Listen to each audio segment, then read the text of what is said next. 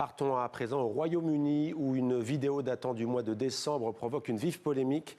On y voit des policiers qui menottent au sol un jeune homme qui agonise. Il venait d'être poignardé par un jeune d'origine sikh. Ce dernier avait faussement prétendu avoir subi une attaque raciste. Il vient d'être condamné à la prison à vie.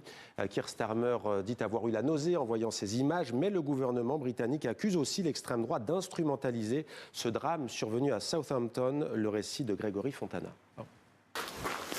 Il a fallu attendre le procès pour que cette arrestation sorte de la rubrique fait divers pour entrer dans le champ politique. C'était en décembre dernier. Au sol, un étudiant de 18 ans que la police s'apprête à arrêter après une altercation au couteau avec un jeune sikh. Qu'est-ce qui t'est arrivé? J'ai été poignardé. T'as été poignardé? Où ça? Je ne crois pas, non? Allez, donne-moi ta main. Je peux pas respirer.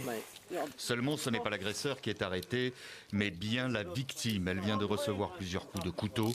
Henry Novak ne survivra pas. Dès leur arrivée, les policiers ont été induits en erreur par le meurtrier lui-même. Il se plaignait d'avoir été la cible d'insultes racistes.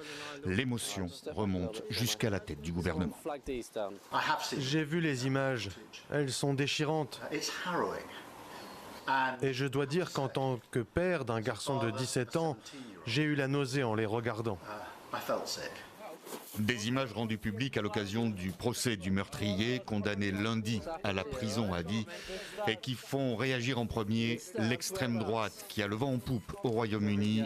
Elle dénonce le comportement des policiers, accusés de racisme anti-blanc. Les mots sont lâchés. Dans ce pays, nous vivons dans une société à deux vitesses où les droits et les privilèges des personnes blanches comptent moins que ceux des minorités ethniques.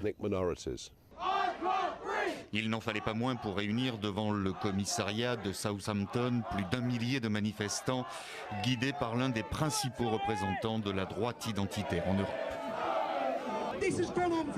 Ça dure depuis tellement longtemps, dans toutes les villes de notre pays. En tant que blancs, nous sommes traités comme des citoyens de seconde zone par notre propre gouvernement et notre propre police. La police des polices a été saisie pour se pencher sur les conditions de cette arrestation.